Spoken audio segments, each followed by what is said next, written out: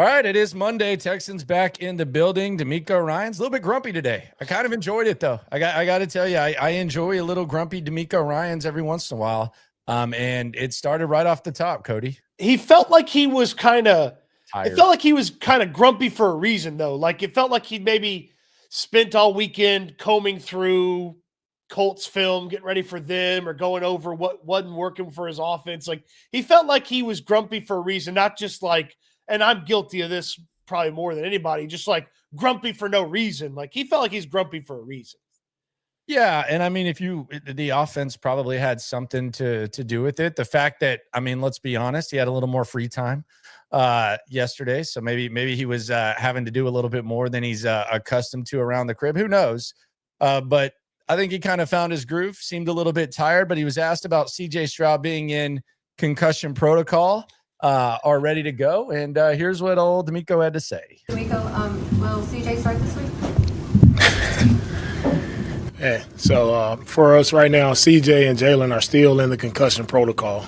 So whenever CJ is back ready to roll, he's been our starter. He will be our starter whenever he's back ready to go. All right, there you go. So, I mean, look. I did love how he's like, oh, he's just like exasperated. Like, you had to know that was the first question coming, coach. Well, I mean, the concussion protocol, I don't think you can say someone's going to play until they're completely out of it. Right. No, I don't think you can say, yeah, well, we're expecting to play. He's playing.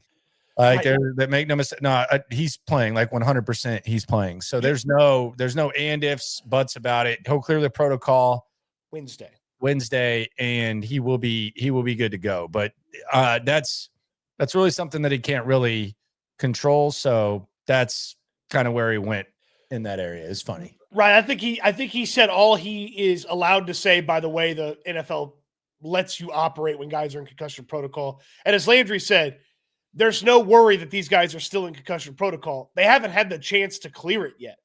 Like they only had one practice last week. The other two were walkthroughs. So when they have their practice Wednesday, they'll do the little meeting with the independent neurologist, doctor, whatever, after practice. And then boom, you would assume CJ Stroud and Jalen Petrie are clearing protocol and they'll be good to go. Yeah, he's definitely playing. And it's going to be interesting to see how CJ comes back and what it looks like. I think that obviously there's a higher upside with CJ. I do wonder though, is this offense going to look what it looked like before he went out? And is it going to continue to be a frustrating source of really kind of preventing the Texans from getting where they want to go, if we're being honest? And I was actually really pleased with D'Amico calling out the offense today. We'll hear that in a second, but I thought it was a money quote from D'Amico Ryans because it's frustrating. It's a frustrating thing. If this were year one or year two and this were happening on offense and you had a chance on Sunday, which by the way, Sunday they have a chance to either get in the division race or be done with it. Right. There's no middle ground. You either are in the division race or it's over this Sunday. That's the lay of the land and the way things are right now with them. But if it were early in the process and they hadn't made the decisions that they made last year, which we kind of agreed with, then it wouldn't be as big of a deal. But that's why it's a big deal, because you've gotten rid of Bobby Slowick and Nick Caley's not that much better. So the good news is what's true at this point in the season is not always the truth. Hell, D'Amico's first year, Jacksonville was in firm control of the division. Yep. And they pissed it away. There have been times where guys have been MVP candidates up to this point and they piss it away. So maybe Nick Caley can flip some kind of switch, but this was the biggest move that you made, the biggest decision that you've made. And it's just really, quite frankly, been unacceptable. And I think D'Amico Ryans has finally reached a point where he can openly admit this piss poor offense isn't going to get the job done as competition increases and they need a bigger complement and complementary football from Nick Caley's offense. Well, the difference in the division from last year to this year too is if your offense doesn't click, if they don't finally turn the corner and put some consistency together offensively, you're probably not going to make the playoffs. Like you don't have as much margin for error as you did a year ago. And it's not got to be perfect football down the stretch, but it's got to be pretty damn close from the entirety of the team, offense, special teams, and that excellent defense, if they're going to make the playoffs. And then certainly if you want to have a conversation about the division, you got to start this Sunday with Indianapolis. But if the offense doesn't turn and doesn't get some consistency and isn't much better than what we've seen for the majority of this year, they're going to be sitting at home and they're not going to the playoffs, and they're going to be on the outside looking in, and they're all going to be sitting there saying, okay, well, we made a big change trying to go further, and we didn't go anywhere near as far as we have been the first couple of years. And that's going to lead to some interesting conversations in the building. Yeah, and I think that's the best thing. You came around to it, but I take exception with we got to get in the playoffs. You were in the playoffs last year when you made this change, and you made D'Amico Ryans fire his friend. And I don't know if that adds to the frustration, but he fired his friend. And I think CJ did not have – it wasn't like he pounded the table and said, if Bobby's here, I'm gone. But CJ did not save Bobby Slowick like he could have. And we haven't seen the best version of CJ Stroud yet. And, oh, by the way, you hired Nick Caserio's guy. It's got to be better. It's frustrating. And you can hear it in D'Amico Ryans' voice. Here's D'Amico Ryans talking about the offense and the manner in which they're playing and why it's just not effing good enough. We still got to do a better job moving the ball in the second half. I don't think our second half offense was good enough. And, so we have to continue to strive, continue to get better at executing the plays, calling it better. We got to do a much better job, coaches, players, everybody. We got to be able to move the ball way more than we did in the second half. We're going to finish games the right way. That's about as critical as he's ever been of the entirety of the offense at the podium. Well, he saved their ass. Yeah. They didn't have 70 yards in the second half. And they had 50? They didn't have 50. Yeah. I don't know what the total yards were. Maybe they lost some yards, but at one point it was 63. I just stopped even keeping up. It was, oh yeah, they did throw some backwards passes. So maybe there's that too. You lose 7 yards on a play the first time you target Woody Marks. That probably brings it back a little bit. 31 passing yards, 29 rushing yards. Okay, so they had 60 yards. Like that's not going to work, man. Like they completely got bailed out. And what makes it the most frustrating is that it didn't feel like Nick Caley was ready. I'm being dead serious. And I asked my dad this question when I was talking to him on the way back from practice. I wonder, like, does Nick Caley maybe just belong in the booth? Because I think he might just belong in the booth. I think he might just be a guy that needs a bunch of notes in front of him and figure it out. And that's not a knock on him. There's a lot of guys who are like that. But I mean, when it's this bad, there's got to be like some sort of adjustment or some sort of thought process into changing what you do and what it is. And this is the reality is this is not nitpicking. This is a continuation of last year. That's what's frustrating about it, is that it's a frustrating thing where your defense is even better than it was last year. And last year, quite frankly, it was good enough to win. It was good enough to win at a high level. It was good enough to win at a very high level. It's even better. And you damn near wasted that effort. Like if they would have wasted that effort, this season's over. Correct. And we're sitting here, especially with the way the wild card stuff went. Like they're really lucky because nothing went their way when it comes to the wild card race, unless you want to say that maybe Pittsburgh gets a little bit closer to where, them and Baltimore still have 2 head-to-heads, but you can't waste superpowers. You can't waste superpowers. And this is a superpower right now. Yeah, they squandered it. It felt like the way the defense was playing in the playoffs last year, it felt like they had a Super Bowl caliber defense and the offense gave them nothing. And they lost in Kansas City because the offense couldn't cobble together enough points to beat KC on a day where the defense had done more than enough to give you a chance to beat Kansas City. It would be awful if they made all the changes they made and then squandered another Super Bowl caliber defense and to your point, playing better than it was last year. And they are on a hot streak right now. Like they are giving the offense a chance where it's like, you don't have to be excellent every Sunday to win games. Like there are teams that have to go out there. They got to be really good on offense and defense to even have a chance. Like the Texans, they just need to be acceptable on offense to win football games here in the next 6 weeks and the next 6 games. And there's a question on if they could be acceptable on any given Sunday with this offense. And that's just not good enough. Well, and I mean, I was on KHOU yesterday, and the question was, do you think the Texans are in the same category as the Chiefs and Ravens, like because they have the same record? No, they're not. They're not, and they may like Baltimore. I know they've been rough, but Baltimore owns you, and the Chiefs, like you just mentioned, what you're going to have to do. The team that the Texans play next week, Kansas City had to force 5 straight 3-and-outs, whatever it was, and then their offense had to move the ball up the field. Because that's what you're gonna have to do. Like you're gonna have to do that in clutch situations, and I do think CJ Stroud makes that more possible. I just don't know if Nick Caley is a hurdle or he can actually be a compliment. And I think D'Amico Ryans is kind of seeing that too, and that's why the pressure is on the offense starting this week. I do wonder if for D'Amico to be out of character at the podium, because typically he's not that aggressive in his criticism of the offense. For him to be out of character at the podium, I do wonder if there's like maybe it's spoken, maybe it's unspoken, and the offense surely knows it. Hey, you've got to be much better than what you've been, and you've got to give us a chance more than you have been. And I know that they were happy Thursday evening when that thing was done, but I'm sure Friday when they rolled in the office to look at that film and take a look at it, they were pissed at how that offense played in the second half. And I don't know how they could be anything other than pissed because it was just swarm.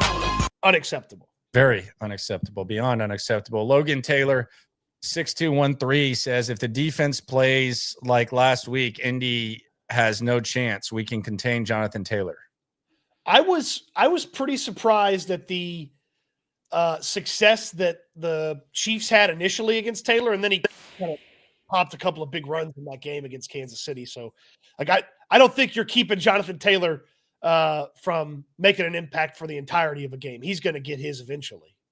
Yeah, it almost felt like they kind of abandoned him in the second half for like a stretch. I think 10 plays he went without a touch, which probably not ideal. I think they can contain Taylor. I'm more worried about the weapons, which we'll have plenty of time to get into. Speaking of Indy, shout out to Chris Sloan, 7799, our favorite Colts fan. My goodness, despite me being a Colts fan, I still watch and love the SNL content every day. # Go Colts. You ain't never hate. Swarm. Appreciate you, Chris. Got a good football team up there. Yeah, we're happy to have you. Very much. Yeah, he's been scouting. He's the feds in here. Alex Cruz says, hey, guys, my twin boys came early on October 29th, and the Texans proceeded to win 3 straight. Coincidence? ? Is one of them named Davis now? Alex's children, Davis and CJ. Or Davis and Jaden. Chiefs and Colts look like frauds. I wouldn't go that far. I mean, that was a really good football game.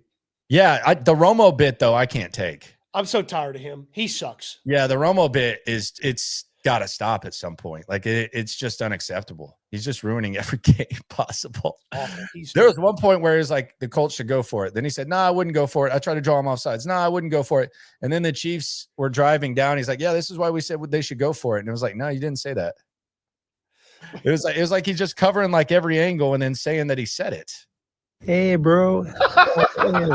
HDAV Traveler says, afternoon, Landry, Cody, and friends. Had a great time at Spanky's last Friday. It was awesome seeing and meeting everyone.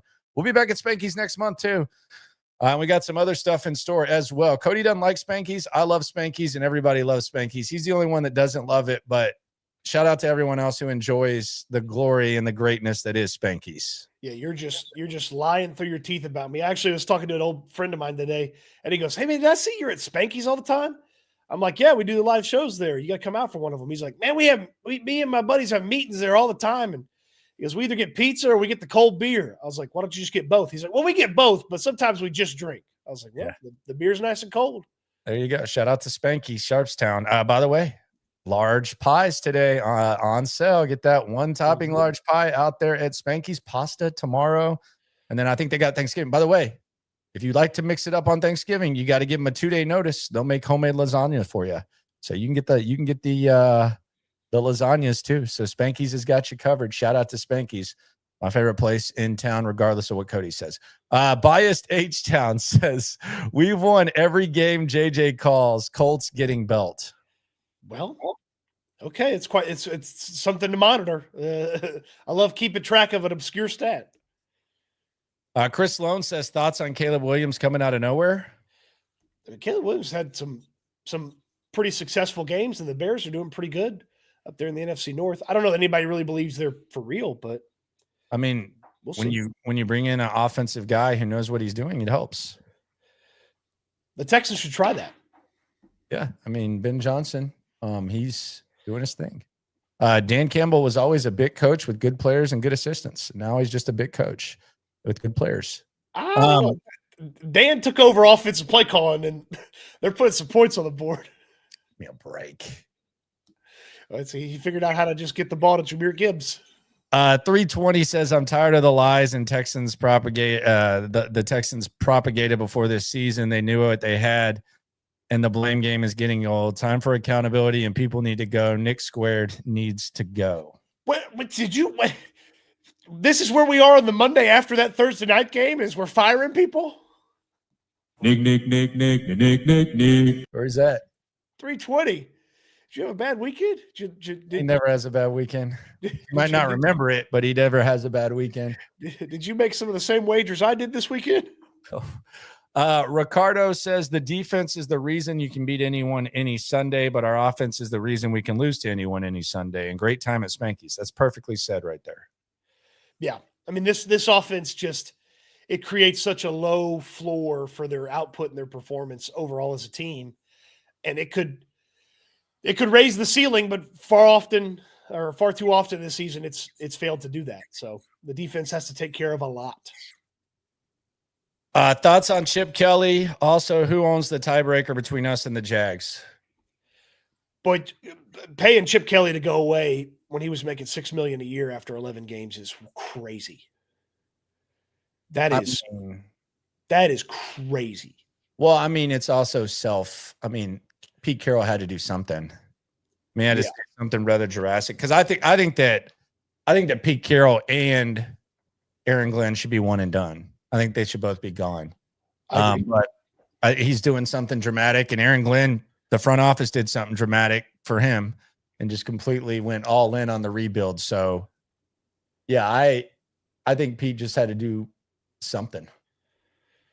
Yeah. I mean, I don't think it was Pete. I think it was Tom, because the firing didn't happen till Tom got done broadcasting. And then I'm sure he got on the plane, hit the phone number, and let everybody know that, hey, see you later, Chip Kelly. So that thing's a disaster in Vegas. And then from a tiebreaker standpoint, obviously the Jags have more wins than the Texans right now.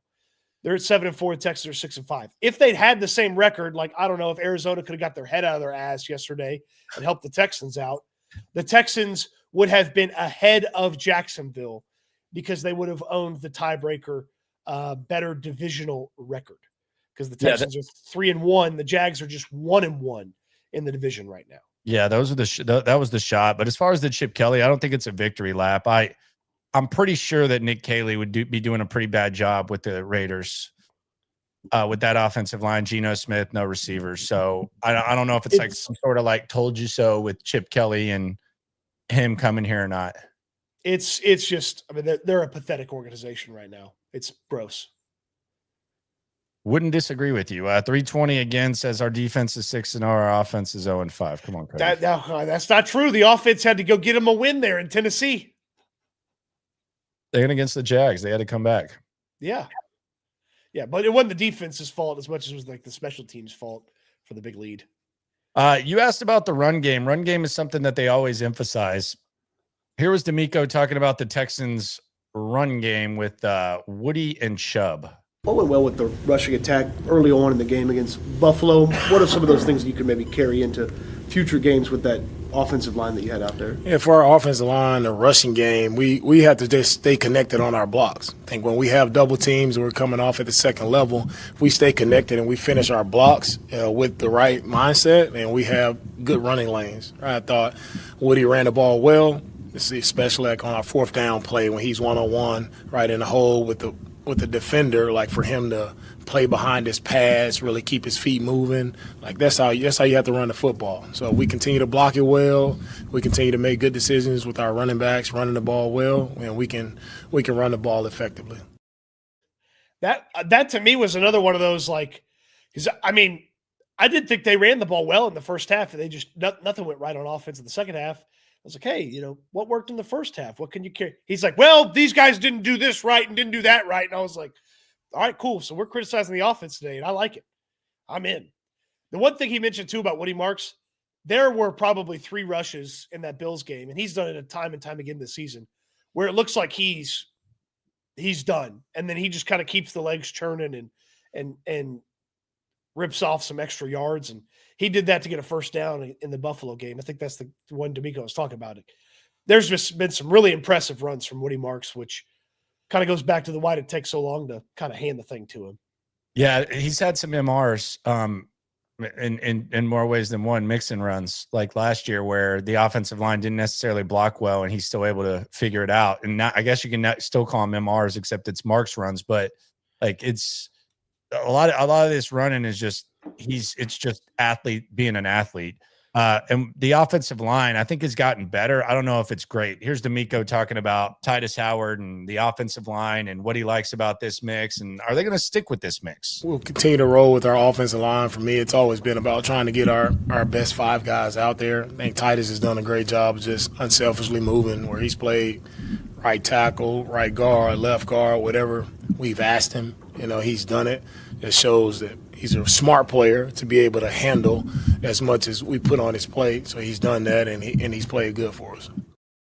Now, a couple of weeks ago, with Titus coming back and then Ed Ingram on his way back from his knee thing, I did wonder if this was going to be the best 5 incarnation, and that's what they ran out there for the Buffalo Bills game. And I got to imagine they're probably going to give that another go because it protected Davis Mills really well. I mean, they did a good job from a protection standpoint, had some early success running. They got to be better in the second half and got to get it for a full game, but they protected pretty well. And I would think they're going to run that same line out there. Don't you think? Yeah, I think they'll probably keep this one going. I don't, I won't say 100% certain, but I would think that's what they're going to do, but you really never know with Popovich and Caley. They like to mix it up, but I think this is definitely the version. The reality is Trent Brown really wasn't available early in the season, so all bets are kind of off when it comes to that. So they got Trent Brown, and he's doing a good job, so they'll keep rolling with that. It was one of those. Thursday. It was one of those rare I kind of agree with them shuffling the O-line for this one just to kind of see what this group would look like, because Ed Ingram's had some nice moments. Titus has been fine. Trent Brown's been good at right tackle. I didn't want him to go back to the bench. So I kind of liked the shuffle, and now I hope that they keep that crew and give them the chance versus Indy. So we got a couple of interesting things here now with the Colts. We're going to get Sauce and Stingley twice a year now, which has been kind of one of the debates, like the nerd draft and, Texans fan debates. You've had to have that discussion from afar. But now you're getting Sauce and Stingley twice. This is also the first look that we're going to get at Tyler Warren, who, I mean, he adds a completely different element for the Colts offense and for Shane Steichen. And I think we're just now seeing the beginning of it. D'Amico, I asked D'Amico about what he sees from Tyler Warren. I think he likes what he sees. What do you see Tyler Warren, what he's added to their offense? Tyler Warren, he's a playmaker, man. That's wherever you get this kid the ball, like he's explosive, a little faster than you think, tougher than you think. He showed that at Penn State. Like he was a one-man wrecking crew. Like he did a really nice job at Penn State, and it's carried over here to the league. He's still doing a nice job, and you can see they're trying to put him in spots to get him the football because he is that type of guy. He's a playmaker, a guy seems like you can trust, you can count on him. Like he continues to show up play after play, down after down for those guys. He's damn good. I don't know that he doesn't look tough. He might not look fast. Race car! But it looks like a pretty tough mofo to me. If he's even tougher than he looks, then he must be one of the toughest SOBs in football because he already looks pretty tough. Yeah, he does. What about his high school teammate, though? This is going to be interesting. I'm sure these guys had some battles in practice, I bet. Jalen Reed. We need to talk to him about that. Jalen Reed and Tyler Warren, I'm sure they've had some moments. They might hate each other, if we're being honest. If these guys are acting the way that they do on practice and on game day, I bet these guys have had some battles. Let's hear Jalen Reed talking about that. D'Amico Ryan's talking about Jalen Reed. Yeah, D'Amico talking about Jalen. We'll talk to Jalen tomorrow or Wednesday, I should say. He played swarm football, right? He was see ball, get ball. He's flying around, making plays. Of course, some things to clean up, but I'm encouraged with what he did. Being that it was a short week, he didn't get a ton of preparation didn't get any live reps. So for him to go in, right, and do as good of a job as he did in that game, I'm excited for him to just continue to progress and continue growing. Coach Stevens done a really nice job of working with Jalen while he's been out. So the more he gets, I expect him to be even better for us. Boy, this is a tight end murderer's row that they have coming up, because you've got Warren, best in the league right now. Okay. Kelsey, best of all time, maybe. Trey McBride, one of the best. Right now, the best receiving tight end in football. Brock Bowers, Gadsden. He's all right. He's underrated. Gadsden, who's as a rookie, I think 6th in receiving yards amongst tight ends, and he didn't really start starting until 6 weeks in the season.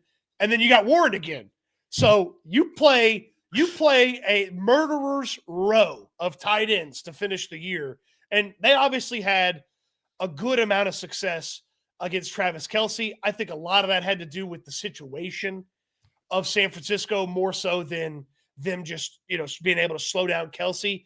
But man, if tight end, if they're not ready for this stretch of tight ends, they're going to get beat up, because you face one of the best guys, a legend in Kelce, one of the best guys in McBride, one of the best guys from last year in Bowers. Who knows? That Vegas offense sucks so bad it may not matter. A really good rookie, and then you get Warren again, and it's like, wow, what a run against these tight ends. So I don't know if that's Petrie or Reed or a linebacker or a couple of different guys. Probably all of them. They got to be ready, because this is just a murderer's row of tight ends you go against. Yes, it's a tough one. I think this is the toughest. And I think they do a good job of working off of Jonathan Taylor with him. I'm concerned about that matchup. I'm actually a little bit concerned about the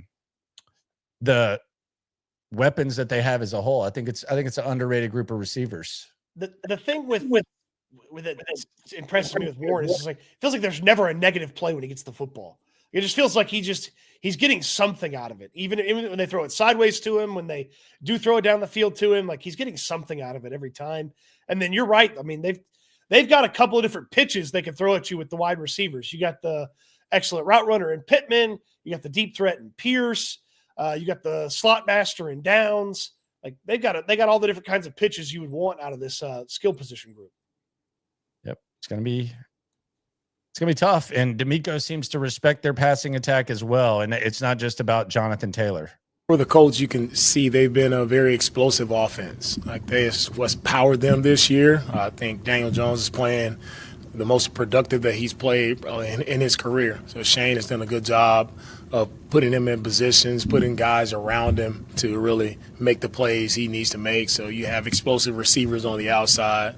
The rookie tight end is doing a good job as well. They're good on play action, according to D'Amico as well. We know that's not the only emphasis with this offense. They do a good job of their play action pass game, like really timing it up at the proper time, really catching a lot of defenses off guard, and they're creating a lot of explosives there as well. So you got to play true.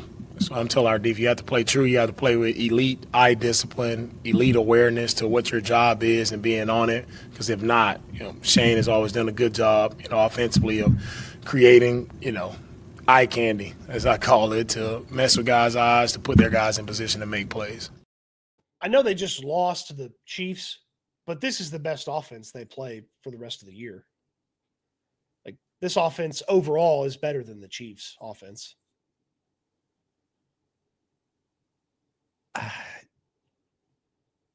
Yeah, I mean, from what we've seen this year, I mean, they're not punting that much. I do wonder, do the coconut shrivel a little bit when it's coconut cutting time for like Daniel Jones? Like I hope so. So far, like based on the body of work, yes, but like I think facing Mahomes at this time of the year when it's put up or shut up, I think that's a little bit scarier than Daniel Jones. But they do have the best running back. They do have one of the best tight ends. I know that's a debatable thing. And then the offensive line's playing lights out too. So they just got out played yesterday by the Chiefs. Or it just kind of got away from them, but they were in firm control of that game for a large chunk, and then they just kind of fell flat on their face down the stretch. Yeah, the Chiefs bowed up on defense and started slowing them down, and they didn't utilize Taylor like I thought they would, or like many people thought they would, and then Mahomes just started kind of doing that legendary quarterback thing where he just starts willing the team to victory, and it's like, oh, okay, he's taking off, okay. Oh, he makes a crazy throw for exactly the amount of yards they need. Or, Rashee Rice has been horrible for 3 quarters. And then the next thing you know, he finishes the 120 yards in the game. And it's just on the sideline. Yeah. And it's just like, the Chiefs they just find a way time and time again. But when you look at like the player matchup, like, yeah, obviously Mahomes is better than Jones, but I'd rather try to stop Kareem Hunt than Jonathan Taylor. I'd rather try to stop what KC's receiving situation is versus Indy's receiving situation. And KC got dinged up a little bit. It looks like Trey Smith's going to miss at least the next 2 games. Yeah. What was that wording by Rappaport? He's like, yeah, it looks like he's going to miss some time. Likely against the Cowboys. What are you saying? You just said he's missing time. The game's in 3 days. Yeah. Like these reporters are just kind of, they're nuts with some of their wording. He said it looks like he's going to miss time per sources. Likely starting this Thursday against the Cowboys. What? Yeah, of course. I mean, what do you mean likely? Yeah, he's missing time. Yeah, he's missing time. He's going to miss the Cowboys game. The game's in 3 days. You just said he's missing time, and then you said likely starting with the Cowboys. But yeah, the Chiefs going to Kansas City, I don't think it's like some sort of improbable task, but man, the Colts could have just ended them, and they didn't end them. And it's the whole, like it would have ended them. And now it's basically like you're either in the division mix or whatever. But like the Kansas City thing would have been the best thing that could have happened to the Texans if the Colts had handled that. Because I think you just get rid of them, get rid of this massive mix of wild card squads. Yeah, the Texans did not get any help from a wild card standpoint, like this weekend. It just. And I'll pull up what it is right now, what it looks like right now. Because, I mean, the Texans finished the game with the Bills, and they were in the 8th spot. And then when the weekend was over and all the AFC teams had played, they ended up in the 9th spot because of freaking Pittsburgh. And it's just like you look at this and it's like, okay, like this is a mess. And like obviously you play the Chargers still. But you're going to need, a little bit of help to, knock them down. You don't play the Jaguars anymore. So, I looked at the Jag schedule. They're making the playoffs. They have 2 games against the Titans and 1 game against the Jets. Like 10 gets them in. Yeah, the Jags, yesterday was the game, man. It was the game. Trevor Lawrence did everything he needed to do to help you out. Everything, like it looked like Keaton Slovis was going to have to lead it, and then Brissett comes back in, and the Cardinals just unable to put it in. Then you go to the overtime, and that's it. And it's the Jags are pretty much cruising right now. Although I could see them losing 1 to Tennessee. Well, that would be nice. That would certainly help keep them out of the equation. You're going to have to take care of your business against the Colts to beat them in the tiebreaker, because you split the head-to-head, so it goes to divisional record if it gets to that. But obviously the Colts can help you out by just beating the Jags once or twice, and then you would own the tiebreaker over Jacksonville if you take care of business against the Colts. So there's a lot to still be decided. I think this is a good way to look at it too. Like when you just look at these 2 teams and it's like what they have left. Like the Texans have 2 against the Colts, 2 tougher ones with, KC, and I don't know, the Chargers are tough, but they're not Arizona and Las Vegas easy. And then look at Jacksonville. 2 Titans, a Jets, and then probably 3 losses. 2 against the Colts and a Broncos game. Yeah, so if they beat the 2 worst teams in the league, then you win 10 and you're in. Yeah, the Jags are in, and then the Texans would have to get one of those Colts games and then take care of business in all the other ones to tie up with Jacksonville, assuming Jacksonville lost all the games they're supposed to lose. And then you look at Indy, like you need some help to even think about the division, and also you're either in it after this week or you're out.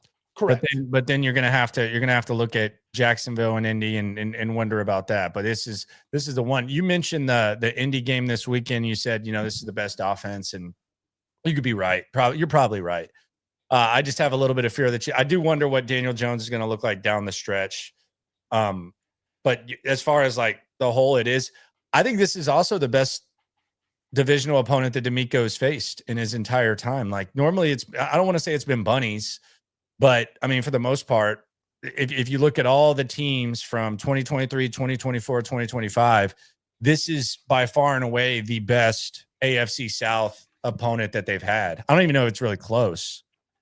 So I'm not saying that means anything, but this is not the quality of divisional opponent that they're used to. Like the best that they faced before this was maybe the Trevor Lawrence Jags, defending champs, maybe Steichen year 1, but outside of that, you really haven't faced a team like this in an AFC South matchup. I'm trying to like, obviously the Titans teams have just been all awful, so we didn't have to consider them. I would think the second crack at Indy, Gardner Minshew Colts was probably the second best team behind this team you're playing this Sunday. You still had Taylor. The O-line was okay.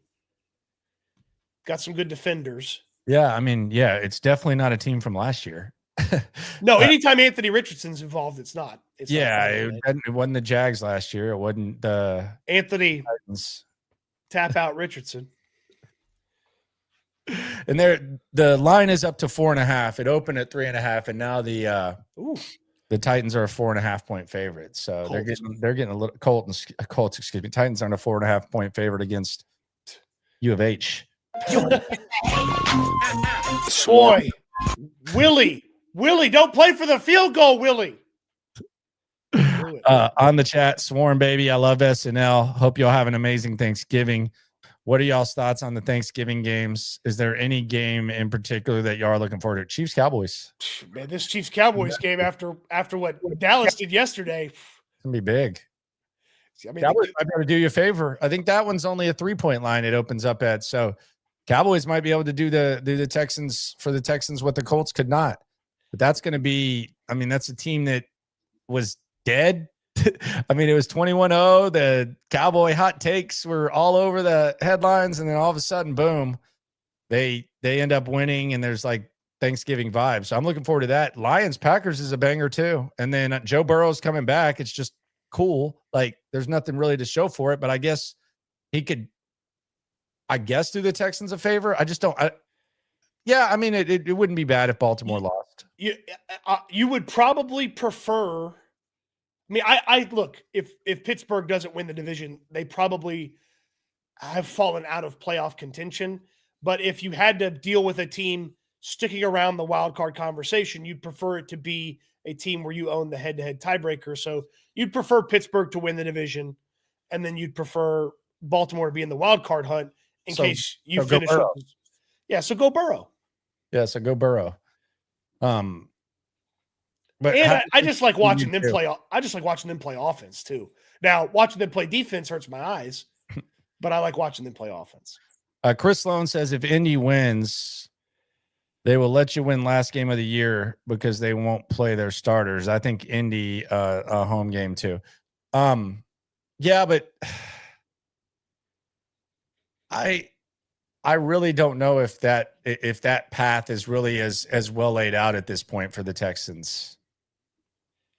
Because you got no help in the wild card this past weekend. Like I mean, they will probably let you win. I just don't know how. I I mean, what are we going to say then? We're going to say the Texans are going to have to go 4-1. Yeah, if they lose this weekend, then they have to go 4-1 to make the playoffs. Yeah, they got to go 4-1 to have a chance to make the playoffs. So, yeah, you're right. You're right. That's why I wanted them to beat the Chiefs. So it wasn't dependent on you having to beat them necessarily. And you get there are opportunities for help outside of do what you do, which, by the way, in case anybody has the idea, and if the Texans just won out, which is highly unlikely, but if they just won out all the way, they'd win the division. Yeah, they win the division. And they might have a chance at a bye, like if we're being honest, because that means the Colts would lose, and that means that we'll see what happens with the Patriots. They just lost their left tackle. Like they're not looking good. Like the Patriots are getting beat to shit now. Like they're getting injured quite often. So you know what would suck is you don't get the bye, because maybe at that point then Denver with the head-to-head against you, Denver probably gets the bye if you won out. Yeah, but if you went out, then I mean, there's chances you have a chance to host 2 playoff games. Correct. Yeah, absolutely. Absolutely. Even if you went, that's a big ass if. Huge if. Even if you went 5-1 with a loss to Kansas City. But the point is they control their own destiny. Like for all this scoreboard watching, we're scoreboard watching because we don't anticipate them running the table and winning every game. Yeah. I'm not making any stupid drink this bets for them running the table either. So don't try to goad me into that. I thought you had a Buffalo one, but I forgot what it was. And I'm pretty sure you probably remember. You're just not going to admit it. Oh, man, you forgot? That's a shame. Guess we won't do that one. What was it? I don't remember. Come on. Somebody in the chat help me out. What was the Buffalo bet? You said if they beat Buffalo, it was something. I don't remember what the bet was, but it was not great. That was weeks ago. Are you sure I was being serious? It was not good, and you were serious, and I don't remember what it was because I don't have the best memory on some things, but it was that's a shame. What was it for real? I don't remember. Yes, you do. I don't remember. I think it was ultimately what I ended up doing last week. No, it was worse. I don't think anything was worse than that. So all the talk is about Jonathan Taylor. What does D'Amico Ryans think about Jonathan Taylor? Perhaps the offensive player of the year in the NFL. And then, of course, running the football, Jonathan Taylor. And can't say enough good things about him as a running back. Just his balance, his power, the explosiveness. Like you have to be able to set the edge because he can take the explosive run 50-plus yards and take it to the house. He can hit cutback lanes, right, and make you pay. So it's going to take everything we have, defensively, first and foremost, stopping the run. You'd give the offensive player of the year to him versus JSN? I mean, JSN's on pace for 2,000, so I guess we'll just have to see how the season finishes. I think MVP, it's got to be tough to go against Stafford at this point. Boy. I mean, man. Adams not washed. that Rams game week 1, I mean, it felt like you had a chance because Stafford hadn't played football for. Oh, they posted though. They were just that was basically a Floyd Mayweather fight. Like the one, McVay ran it on 3rd and 9. Like they knew that the Texans offense wasn't a threat. Like that was, if they needed to score 28-31, they would have scored 28-31. That they played with fire. Yes, but that was like a Floyd Mayweather boxing match where they're just kind of. Well, I just boxing you on the end. If they had played the Texans a few weeks later, I think it would have been much worse. Yeah. You had maybe had a crack. Also, whatever quack doctor thing he went to in the offseason is apparently good because Stafford looks incredible. Well, probably going to win the MVP. Devontae's not hurting him. I forgot about this because I heard Collinsworth talk about it last night. I'm sitting on a Devontae Adams lead the league in receiving touchdowns ticket. 22-1. Is he leading right now? Yeah, he has 10. What's second place? I think second place is 8. And they just keep giving him the rock. It gets near the goal line, and Excuse me, he has 12, and second place is 9. Yeah, he's good. Yeah, so He's good. I'm pretty happy about that. Yeah, he's good. He's got it taken care of. Yeah. So there we go. We will see how this whole thing goes. The layout of the Colts is there. Tomorrow we'll get into kind of the defense, the Will Anderson stuff, and some other things. They're going to be off, and then we'll be back at practice on Thursday. They're off Thanksgiving, and then back at practice on Friday morning. So the holiday's going, but we're going to still be rolling as well. So that's where we're at. Big game. Chance to get in the division or chance to fall out of the division. Right now, Vegas seems to really, really like Indianapolis despite what we saw yesterday. Well, gonna be another game where you bet on the defense, and if they come through, then maybe the offense can give you just enough. Maybe just enough. Shout out to TDECU, the greatness that is TDECU, for sponsoring. Normally it's Reaction Monday. It was Reaction Monday on a Friday last week. You can get that fresh new Texans debit card, and you don't even have to be riding or dying at this point. They're on a very big high. People are saying good things about them. Gear is popping right now. So you can get 15% off Texans gear with a TDECU Texans debit card at tdcu.org/Texans. Yeah, get you some of that holiday shopping done and get your Texans fans in your life some gear, and they'll never even know that you got 15% off the gear. They'll just be like, oh, thanks. I love my new Will Anderson jersey. I can't believe that you paid full price for it. And only you and I will know that you got that 15% off that Texans debit card, plus the other fantastic perks of being with our friends at TDECU. You get all of those headed your way. Membership's required, and they're insured by the NCUA. Yes, they are. And Cody's got that fresh debit card. So there we go. So we'll lay out the Spankies gatherings. We're also going in a different area of town as well, starting next month. So we're going to be the Spankies, the usual 2-piece, and then we will do another place to be determined that Cody has been working on. So it'll be a nice mix-up. We'll announce that Friday. Yep. And we'll have 4. So we will have 4 gatherings next week. So 4 road games. Next month. Next month, not next week. That would be a lot. Yeah, that'd be a lot. Yeah, Spanky's on Tuesday, Spanky's on Friday, other place on Wednesday, other place on Monday. That'd be a lot. There'd be a lot going on there. No. Xavier on the chat says Jeremiah Love, future Texans RB, hopefully. I could say pretty confidently they're not going to get a crack at him. He might win the Heisman too. I think he's 2.5 to 1 to win the Heisman now. That's pretty good odds. There you go. Shout out to the running backs. Not if I have a say in it. Appreciate y'all for rolling through. Be sure to subscribe. Be sure to like. Be sure to ride along. And always remember, when it comes to this Texan stuff, we're all in it together. Eat good, sleep good, be good. We'll talk Texans again soon. Thanks for watching.